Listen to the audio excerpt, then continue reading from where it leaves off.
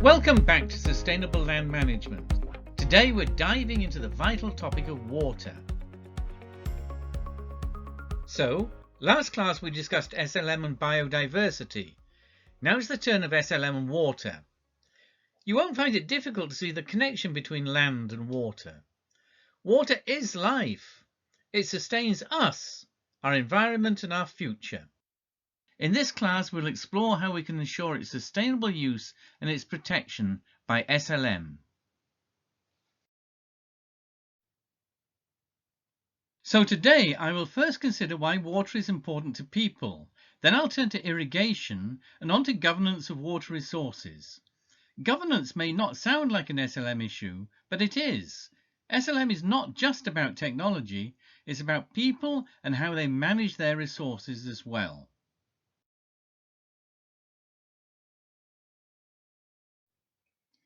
Protecting land means protecting water. Or you could equally say, if you want to protect water, you need to look after the land. In this picture from China, the forest is, effectively, a guardian to the river, filtering out sediment and pollutants from the land, preventing riverbank erosion and creating a rich band of biodiversity alongside the watercourse to keep it healthy.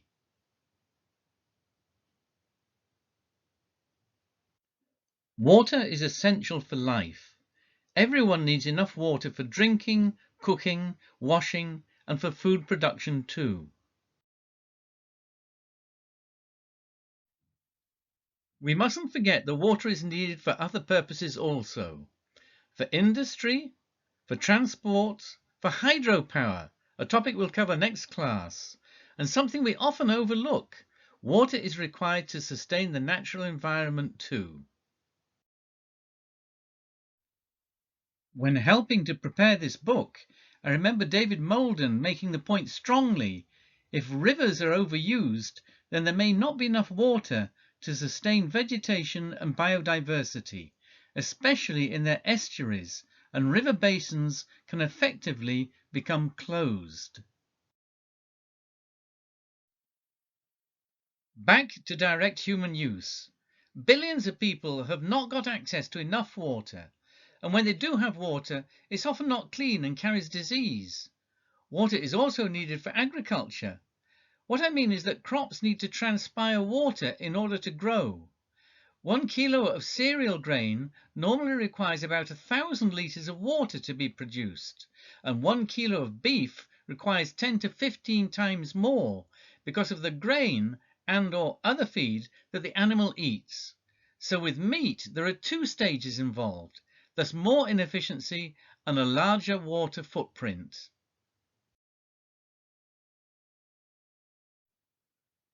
International calls for minimum standards in domestic supplies and sanitation have gone unheeded, and global targets are hardly ever met in any social or environmental field, and that is truly depressing. As always, it is the poor who suffer most in terms of health, productivity and dignity. But SLM can help, as we've noted, through better watershed management and improved water resource governance.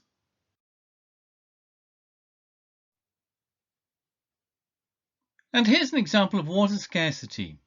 Now, a familiar sight to anyone who has visited semi-arid eastern Kenya during the dry season is women digging in dry riverbeds to access subsurface water. Donkeys then carry the water home. In fact, those with access to dry sand rivers may even be considered fortunate. Others have to create water sources of their own. This chart, produced some time ago now, is still reliable in its indication of steadily reduced water availability per person in Africa. Look at the caption I have circled. The blue bars are how it was in 1990. The black bars are how it may be in 2025. Why is this occurring? Well, population increase is one factor, climate change is another, but less water is held by the land due to erosion and increased runoff. SLM, therefore, has a role to play.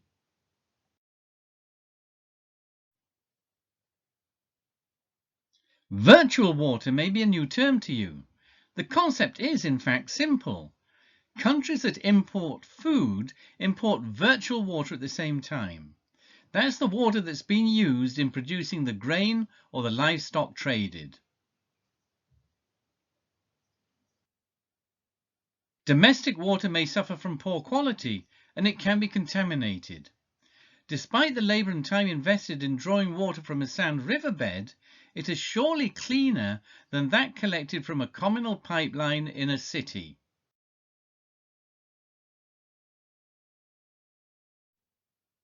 But quantity and reliability is a real concern. Wherever I have travelled in the developing world, I've seen queues of people waiting for water. It's wasting their time and slowing their efforts to invest in productive livelihoods. Climate change is already having an impact on water, whether we talk of water for agriculture or for domestic use. But let us not forget that droughts and floods are natural phenomena that have been with us for thousands of years. They're simply being made worse by climate change. Here's a view from a hotel window in India. Note the shanty houses that have been flooded. Class 7 covers climate change in detail.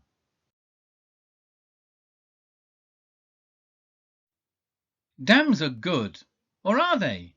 When I was young, my mother took me to see a village in Yorkshire, England, which had been evacuated, ready to be flooded under a newly built reservoir. I remember my confused emotions.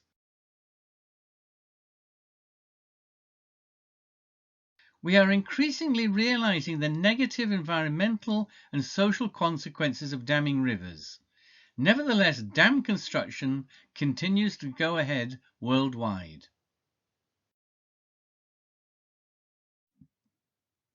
China has a particularly proud record of dam building. This example is on the upper reaches of the Yellow River. But shared water bodies in Asia, most obviously the Mekong River, are vital to several countries. Shared information is vital too. Cambodia, Laos, Thailand and Vietnam are full members of the Mekong River Commission. That commission maintains regular dialogue with China and Myanmar. So, we've covered how water connects to land and its management. We've seen how vital it is to communicate about shared water bodies. And we've noted the risks from water stress, reliance on dams and climate change. But SLM has a vital role to play through improving hydrological function and protecting land from erosion and runoff. Let's now move on to irrigation.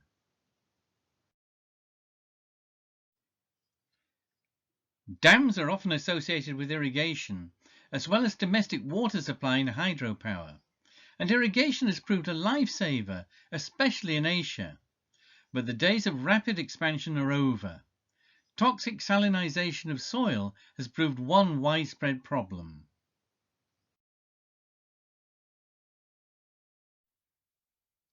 I'm taking you back to the diagram that we've seen several times already, but I've changed it a little.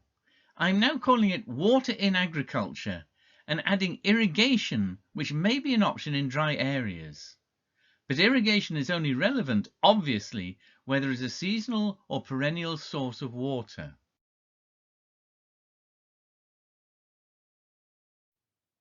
Irrigation comes in various forms. The way water is delivered from source to the target area differs. It may be by gravity or it may be pumped.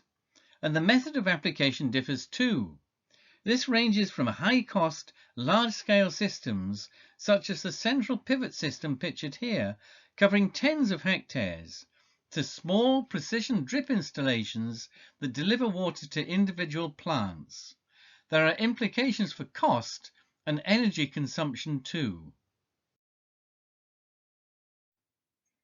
Expansion of irrigation was central to the Green Revolution in India and throughout Asia.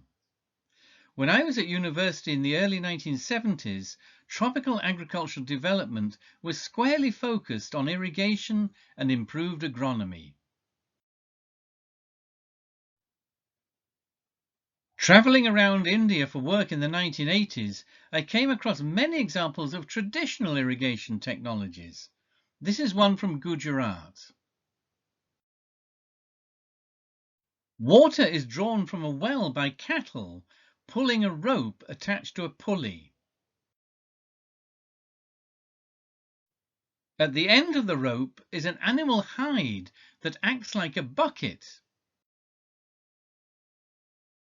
The animal hide bucket releases water into a small canal.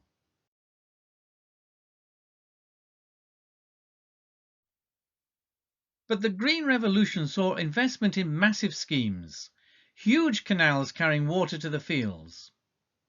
Where farmers have access to shallow groundwater, they tend to use small diesel pumps. Here in Madhya Pradesh, you can see the drawdown of water. Later that day, the well level had been replenished. Currently, about 30% of India's farmland is irrigated in one way or another.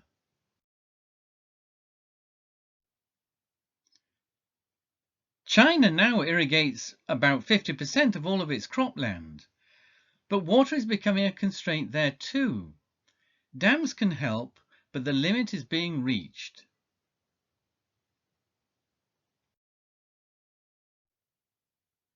In stark contrast to India and China, only about 3.5% of sub-Saharan Africa's cropland is irrigated. That's a huge difference. There simply is not the same amount of surface water available to harness for irrigation. The remainder of the land is rain-fed, and that means it's vulnerable to rain shortages. Well, the limit's been nearly reached in Asia, but there's still some potential for expansion in Africa and for more efficient systems such as drip irrigation everywhere. But technology and resources are not the only issues. Governance of shared water is key, as we've just noted with the Mekong River. David Moulden edited the Comprehensive Assessment of Water Management in Agriculture back in 2007. Here's a summary of the key points he made about irrigation. We've covered these just now, but it's worth noting his last point about rain-fed systems. Back to Africa. The Niger River runs through, or alongside in one case, 5 countries in West Africa. It is often cited as an inefficiently used water body. Here's an example of simple drip irrigation from that river in Niger, the country that is. Water is pumped into 200-litre drums and then allowed to flow down and along pipes and drip irrigate vegetables. In Turkey, I took a break from my holiday to study local agriculture. In some places I noted open channels carrying irrigation water and basins being used for application. Not far away was a more modern system using drip irrigation from pumped groundwater. There's room for both, traditional and modern.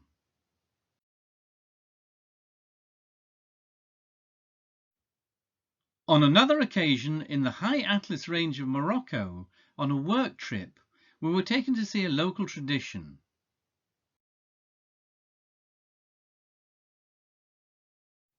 There, a village depended almost entirely on a single source of water from the hillside.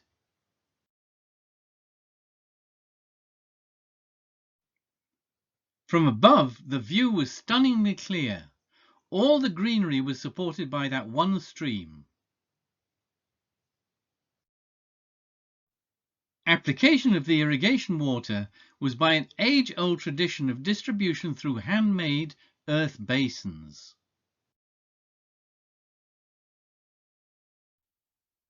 Olives and wheat were the crops of choice, grown as an agroforestry system. You'll remember from class 2 what we mean by agroforestry. And this particular system is supported by basin irrigation. That means holding the irrigation water in basins to benefit the crop.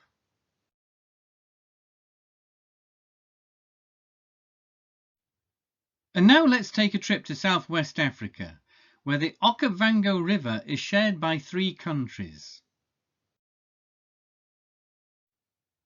A river basin is the name given to the area that drains water into a river. Thus the 3 different countries all supply water to the Okavango, and they all take water from it for various purposes.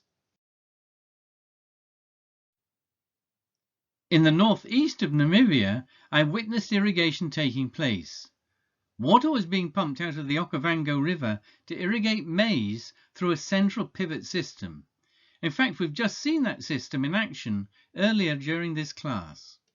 Apparently, though, this was being done without any official authorization being required. But that was some 20 years ago. Perhaps the situation has changed now. Lake Victoria is also an African water resource which is international. 3 countries, Kenya, Tanzania, and Uganda, share the shoreline. Uganda is, as you probably know, the source of the Nile, or at least the White Nile. The flow out of the lake northwards can be seen clearly at Jinja in the southeast of the country. But it is the Blue Nile that contributes most water to the main Nile. The Blue Nile originates in Ethiopia's Lake Tana. It carries not just the greater proportion of water, but the most sediment too. This map shows the origins of the 2 rivers, the White Nile and the Blue Nile, and their confluence in Khartoum, Sudan. And here is that confluence. Just look at the sediment on the bank. This is mainly from the highlands of Ethiopia, and though we can say it's a result of land degradation, it's also a lifeline for agriculture in Sudan and Egypt. And now let's examine something rather different: governance of water. I've already mentioned governance as being an issue in terms of water resources. Nowhere more so than in Africa. International conflict is what we will focus on now. But there are also serious issues within countries.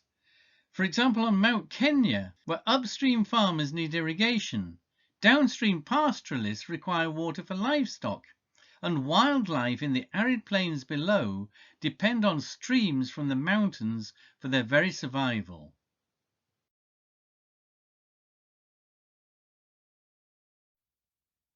Perhaps the best known case of an international governance issue relates to the River Nile. I've summarized the timeline on this slide, but of course it's a simplification. Matters are reaching a new climax after the great Ethiopian Renaissance Dam began generating electricity in 2022. When on a work trip to Uganda in 2008, I picked up a local newspaper. The Nile conflict was the lead story, and it's a story that is likely to run and run. Probably there is nowhere else in the world where one country's whole farming system has been and still is so dependent on soil and water from its international neighbours. Egypt is indeed a special case. I went to university in 1970 to study agriculture, and those were exciting times for tropical agricultural development, and the Aswan Dam was symbolic of progress. Undoubtedly irrigation benefited, but there were disadvantages too. Regional tensions were heightened, and Ethiopia wanted a dam of its own.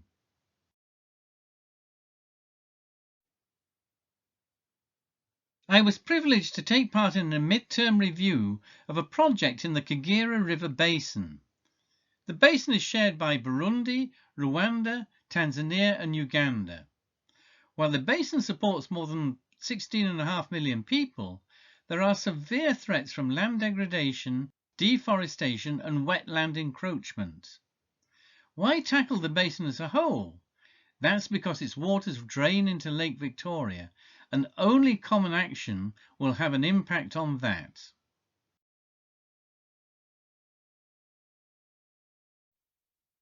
I had rarely seen such sediment loads in a river from erosion in the fields upstream as I did in Rwanda.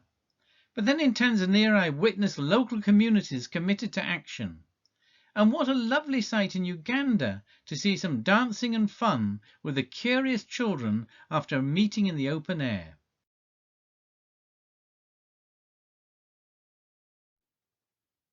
Staying with the same theme, at the end of the 1970s, I lived and worked as a volunteer for 2 years in Kenya's Kerio Valley.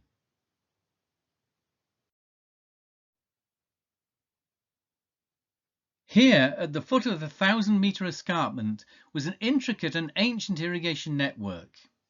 Each village had its own irrigation canal, and some were even supported on a scaffolding of poles to carry them along rock faces. Most impressive was the governance by the village elders. Water was in short supply, so it had to be distributed effectively and equitably.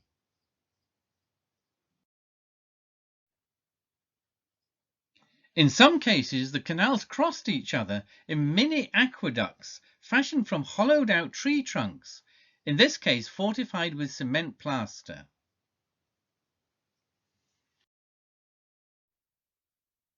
Water was often allocated for just a single day or even a few hours to a single farmer, but this supplementary irrigation made all the difference between a harvest and a crop failure.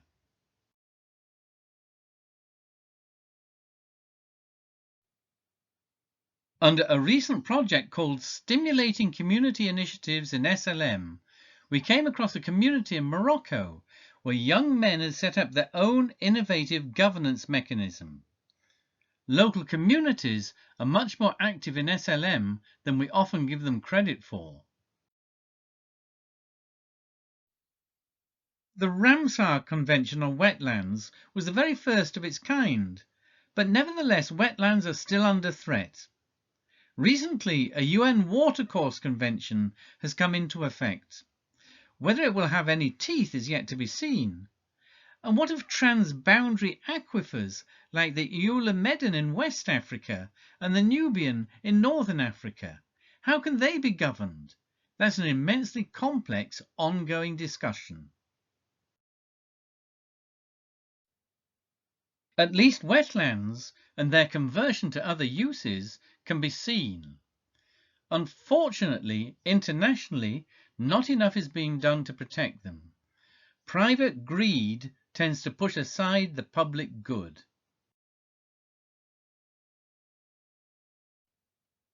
I have even seen, believe it or not, oil being drained from vehicles directly into biodiverse wetlands.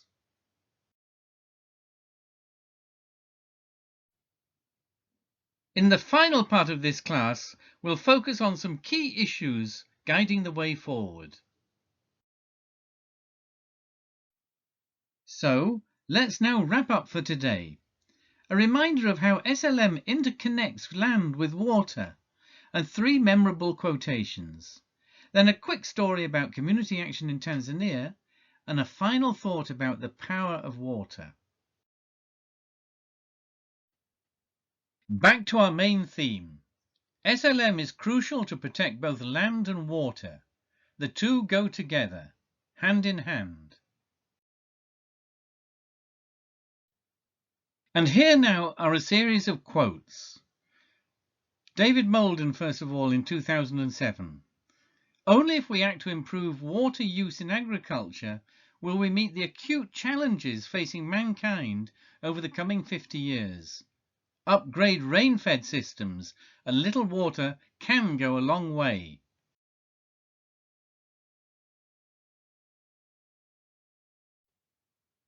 And Debbie Bossio, every land use decision is a water use decision.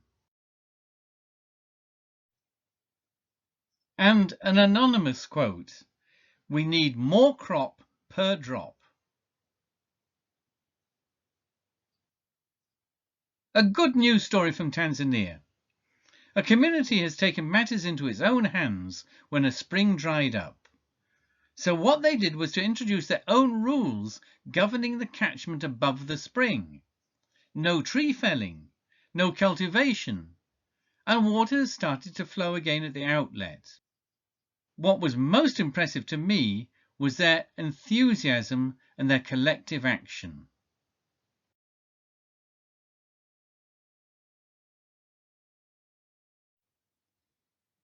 I know this is a strange way to close today's class, but you never really understand the power of water until you've experienced it. Back in 1979, I was trying to ride my motorbike through a quite shallow but extremely fast-flowing stream in Kenya's Kerio Valley, and I was nearly swept away. But I was rescued by some young boys who helped strap the picky picky, as it was locally known, to poles and carry it across. I couldn't even walk across the stream myself unaided.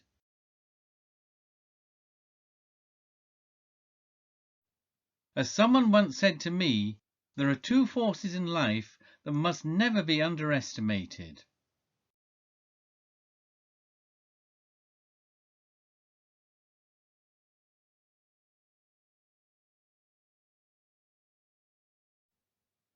Finally, a summary of take-home messages as usual. I hope you've enjoyed the class today and understand a little bit more about water and how it is part and parcel of SLM.